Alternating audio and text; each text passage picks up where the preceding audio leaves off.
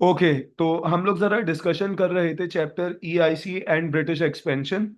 और तुम लोग को याद होगा कि हमने लास्ट क्लास के अंदर जो हमारा लास्ट लेक्चर हुआ था उसमें हमने ईआईसी और ब्रिटिश एक्सपेंशन में हमने कुछ चीज़ें डिस्कस करी थी। और वो क्या क्या चीज़ें डिस्कस करी थी वो मैंने आपको बता दिया था कि हमने क्या क्या चीज़ें डिस्कस करी थी। ठीक है, हमने सबसे पहले डिस्कस किया था why was EIC interested in India. ये आप लोग को नजर आ रहा होगा ऑन द स्क्रीन कि ईआईसी इंडिया में इंटरेस्टेड क्यों थी। ठीक है, ये हमने डिस्कस कर लिया था। ओके, अब हम जरा देखते हैं एक चीज को, गौर से समझना मेरी बात। ईस्ट इंडिया कंपनी, तुम सब ने मुझे ये बताया कि ईस्ट इंडिया कंपनी इंडिया में आई थी क्या करने, ट्रेड करने। लेकिन with the passage of time EIC turned out to be the new ruler of India. British आए थे under EIC to trade, but British turned out to be the new rulers of India. अब the point is, ये जो इनका इनकी journey थी from trader to ruler, ये जो इनकी जर्नी थी, ये जर्नी कैसे थी, कैसे हुई ये जर्नी, ये हमें जरा डिस्कस करनी है। कि ब्रिटिश ईआईसी आई तो ट्रेड करने थी, लेकिन वो ट्रेडर से बन गए इंडिया के रूलर्स। तो ऐसा कैसे हो गया? तो उसके लिए एक जरा बात याद रखना, ब्रिटिश ने मुगल्स के साथ बहुत सारी वॉर्स लड़ी। The British fought Wars against Mughals and local Indian rulers. तो अब जो अभी हम डिस्कस कर रहे हैं वो हम डिस्कस करेंगे वॉर्स किनके बीच में, British versus local Indian rulers. ठीक है, तो अब हम जरा डिस्कशन कर रहे हैं ब्रिटिश एक्सपेंशन का। हम डिस्कशन कर रहे हैं ब्रिटिश एक्सपेंशन का, कि ब्रिटिश ने इंडिया में एक्सपेंड कैसे किया, कब से कब तक, 1750 से लेकर 1850 तक। तो हम लोग जरा ये डिस्कस कर रहे हैं अभी ब्रिटिश एक्सपेंशन फ्रॉम 1750 टिल 1850। ठीक है, चलो इसका तुम लोग एक स्क्रीनशॉट ले लो, मैं क्विकली आगे बढ़ जाता हूँ।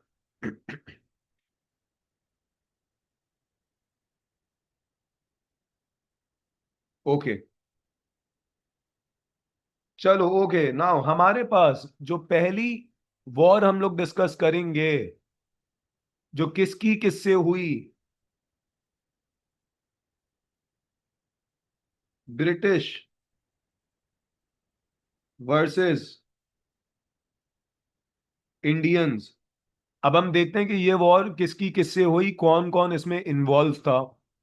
तो उसका नाम है ब्लैक होल इंसिडेंट। तो पहली चीज जो हम डिस्कस कर रहे हैं, 4 मार्क का क्वेश्चन आ सकता है, the black hole tragedy, the black hole incident. ये ब्लैक होल इंसिडेंट था क्या? बहुत आसान सा इंसिडेंट है, 4 मार्क का क्वेश्चन आ सकता है, जितना लिखा हुआ है उतना लिख दोगे, 4 ऑन 4 आपको मिल जाएंगे। ठीक है, अब जल्दी से समझते हैं।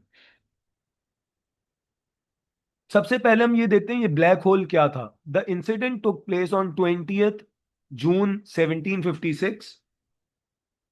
सर अगर हमें डेट याद नहीं है तो कोई मसला तो नहीं है, कोई मसला नहीं है, सिर्फ ईयर लिख देना।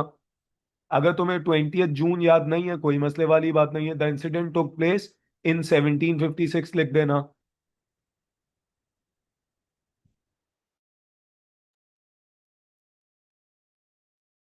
बेटा, can you all hear me properly?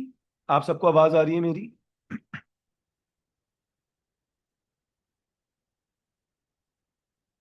Okay, चलो अब ये हम जरा देखते हैं ये ब्लैक होल था क्या।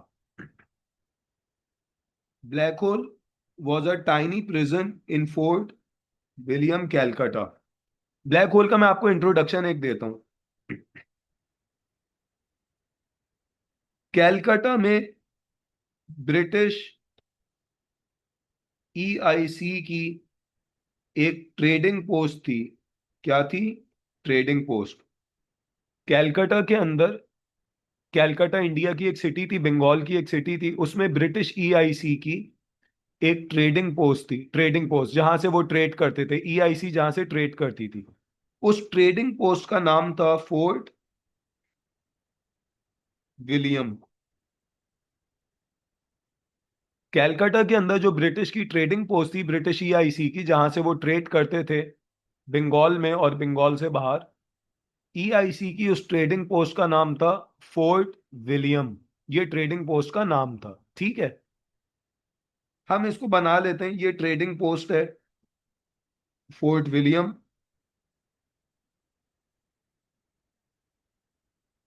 ये ईआईसी की ट्रेडिंग पोस्ट थी। अच्छा, और इस ट्रेडिंग पोस्ट के अंदर एक छोटा सा कमरा था, टाइनी रूम, प्रिजन या जेल, इसको ब्लैक होल कहा जाता था। Black hole. तो ये ब्लैक होल था क्या? मैं जल्दी से दोबारा बता दूं। ब्लैक होल एक छोटा सा कमरा था, एक टाइनी प्रिजन था। कहां पर? Fort William, Calcutta. Fort William क्या था sir? Fort William British EIC की ट्रेडिंग पोस्ट का नाम था, जो कैलकाटा बंगाल के अंदर थी। यहां तक बात समझ में आ रही है आप लोगों को कि ये फोर्ट विलियम क्या था और ये ब्लैक होल क्या था?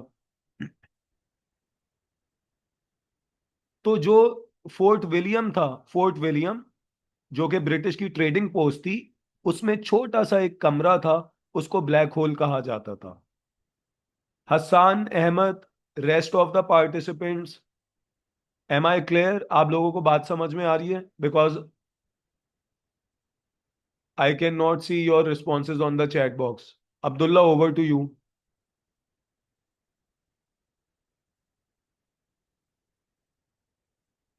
ओके, चलो लेट्स मूव फॉरवर्ड, आगे बढ़। अब हुआ क्या?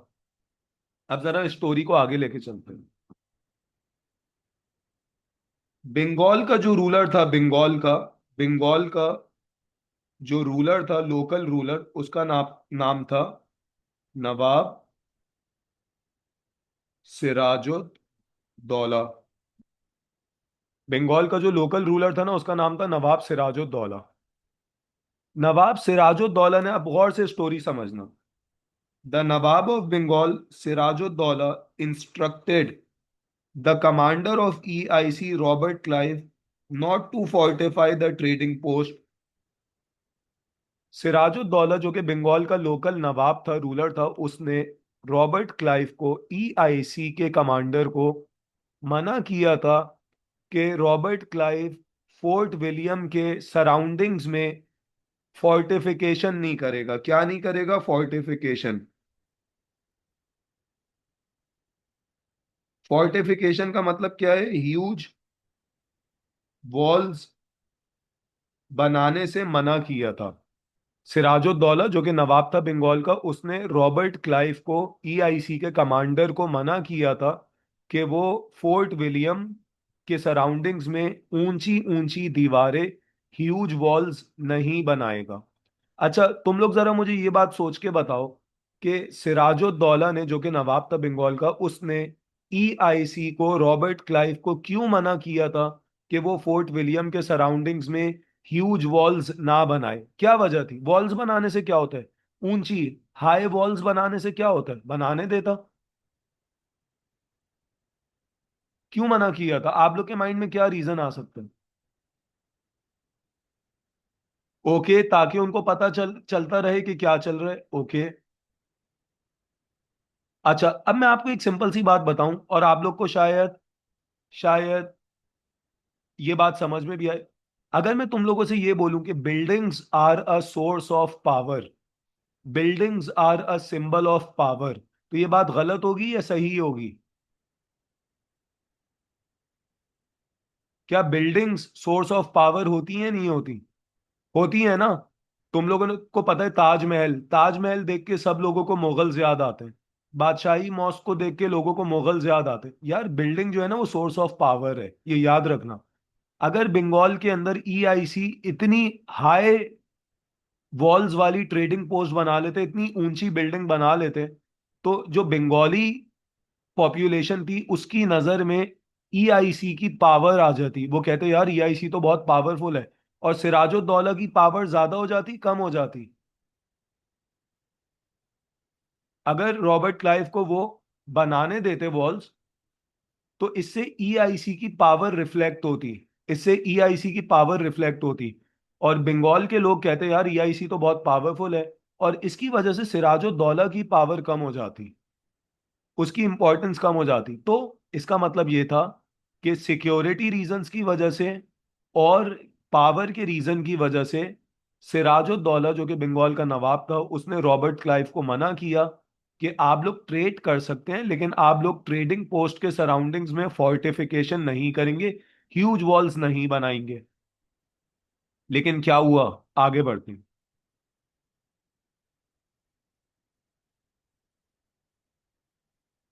लेकिन रॉबर्ट क्लाइव जो कि ईआईसी का कमांडर था, ईस्ट इंडिया कंपनी का, वो बहुत रूड था, एरोगेंट था, अपने आप को सुपीरियर समझता था। उसने सिराजुद्दौला की बात नहीं मानी और उसने फोर्टिफिकेशन शुरू कर दी और अपना जो प्रॉमिस था उसको ब्रेक कर दिया। तो तुम लोग अब जरा मुझे ये बताना, सिराज को गुस्सा आना चाहिए था या नहीं आना चाहिए था?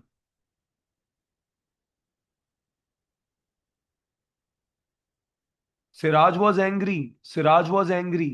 He was very angry because he ordered the EIC not to construct walls, not to do fortification. लेकिन EIC ने सिराजुद्दौला की बात नहीं मानी, और सिराजुद्दौला रूलर था उस जगह का। Angry Siraj attack the post and captured it. Sirajuddaula अपनी आर्मी के साथ गया, उसने फोर्ट विलियम को अटैक किया, ईआईसी को हराया और फोर्ट विलियम को कैप्चर कर लिया। सही है। He imprisoned 146 British in a tiny airless room। और सिराजुद्दौला ने क्या किया जब उसने फोर्ट विलियम को कैप्चर किया, तो ये जो छोटा सा कमरा तुम्हें नजर आ रहा है फोर्ट विलियम, फोर्ट विलियम के अंदर जो छोटा सा कमरा नजर आ रहा है ब्लैक होल, इसके अंदर उसने 146 ब्रिटिश को इम्प्रिजन कर दिया। 146 ब्रिटिशर्स को उसने बंद कर दिया, फोर्ट विलियम उसने कैप्चर किया और उसने 146 ब्रिटिश को। अब बेटा ये हमें नहीं लिखना कितना बिकता, बस हमें ये लिखना है कि भाई वो छोटा सा रूम था। सही है। हाँ बिल्कुल, ये हमें ये लिखना है कि छोटा सा रूम था और उस छोटे से रूम में उसने 146 ब्रिटिशर्स को बंद कर दिया after taking control of fort William. और ये कमरा छोटा था और एयरलेस था। द नेक्स्ट डे, अगले दिन जब दरवाजा खोला, 123 prisoners died due to suffocation। Out of 146, 123 British जो प्रिजनर्स थे, they died because of suffocation. और जिंदा कितने बचे? Only 23। This event is known as black hole incident. इस इंसिडेंट को ब्लैक होल इंसिडेंट कहा जाता है। तो अगर एग्जाम्स में 4 मार्क का क्वेश्चन आ जाए तो तुम बता देना ब्लैक होल क्या था। ब्लैक होल एक टाइनी प्रिजन था फोर्ट विलियम कैलकाटा में। फोर्ट विलियम ब्रिटिश ईआईसी की ट्रेडिंग पोस्ट थी। सिराजुद्दौला जो कि नवाब ऑफ बंगाल था, उसने ईआईसी को मना किया था कि वो फोर्टिफिकेशन ना करें, ह्यूज वॉल्स ना बनाएं। लेकिन रॉबर्ट क्लाइव ने बात नहीं मानी और उसने फोर्टिफिकेशन शुरू कर दी। इस पर सिराजुद्दौला को गुस्सा आया, उसने फोर्ट विलियम को अटैक किया और उसको कैप्चर कर लिया। और उसने फोर्ट विलियम को कैप्चर करने के बाद 146 जो ब्रिटिश थे उनको उस ब्लैक होल में बंद कर दिया। अगले दिन जब डोर ओपन हुआ, 123 prisoners died and only 23 survived। इस इवेंट को ब्लैक होल इंसिडेंट कहा जाता है। सही है।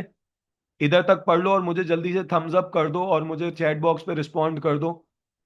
हाँ बिल्कुल। Is everyone done with black hole incident? बेटा 123 प्रिजनर डाइड ना, वो तो मर गए। मर गए। वो कहाँ गए? क्या अल्लाह मियाँ को प्यारे हो गए? अल्लाह मियाँ के पास चले गए? ठीक है। और ओनली 23 सर्वाइव, सिर्फ 23 बचे, बाद में उनको रिलीज कर दिया होगा। अच्छा मैं आप लोग को एक और बात बताऊं, ये पूरी कहानी झूठी है।